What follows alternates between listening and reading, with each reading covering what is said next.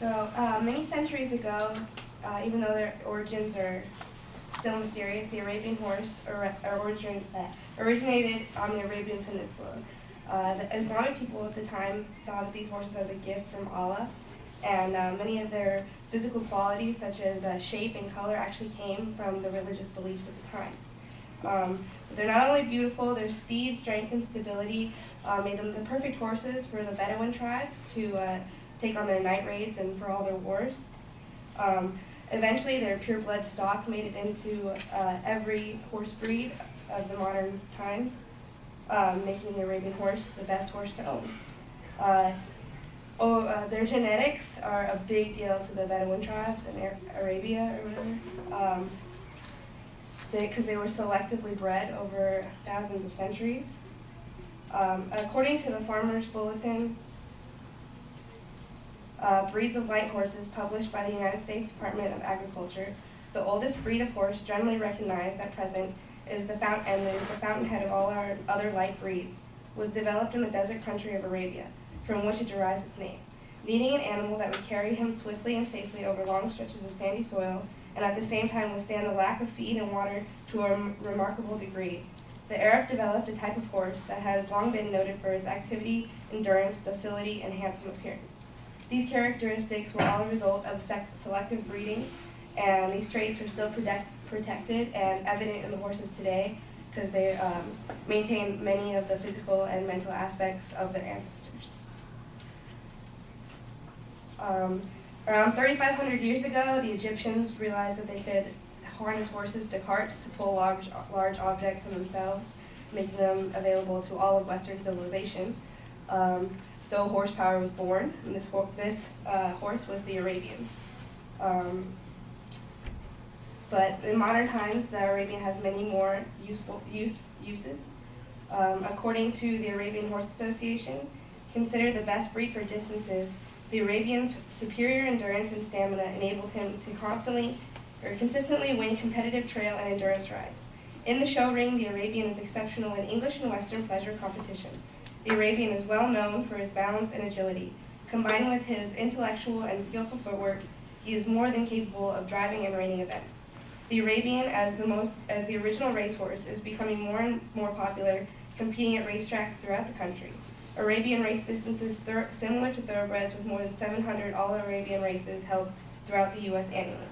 This shows how they compete in almost every division of the equestrian sport, and that they're good at it to begin as well, making them one of the most versatile breeds of horses to own. There are many examples of famous people who owned Arabian horses in history.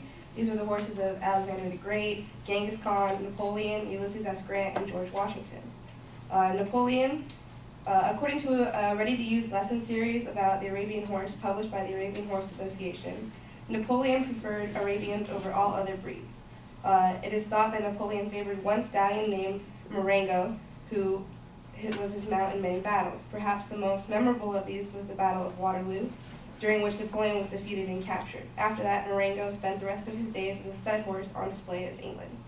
These are only a few of the famous figures and legendary horsemen that chose Arabians as their favorite breed. No other breed can compare to the Arabian horse's unnamed personal and physical traits. This is why the Arabian horse is the best horse to own.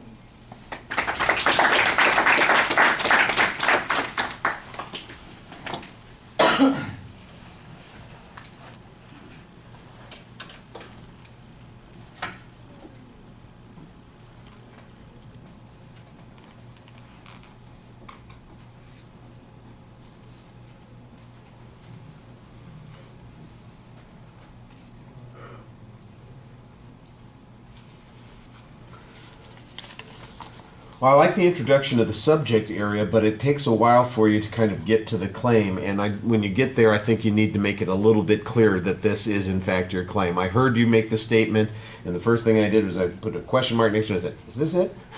So I think that, you can make that a little bit more explicit. You did a very good job classifying your information into different categories. You had factual data, testimony, and examples. You gave us source citations for everything except that last section where you're talking about the historical ownership. I assume it probably comes from one of the sources that you presented earlier. I don't remember that you gave a specific reference, though, on all, when you mentioned all of the famous people who own the horses that you told us where that came from. I thought that you were maybe rushing a little bit in the presentation.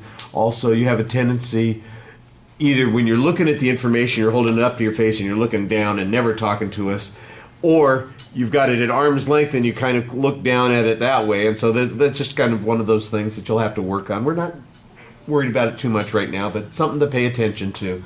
And, all the information about Napoleon, I think is, the problem with that is it's a little general.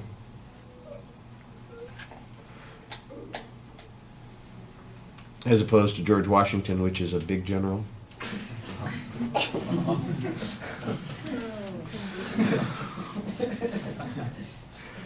No, I like that. I like the example. That worked well. I just had to make the joke, that's all.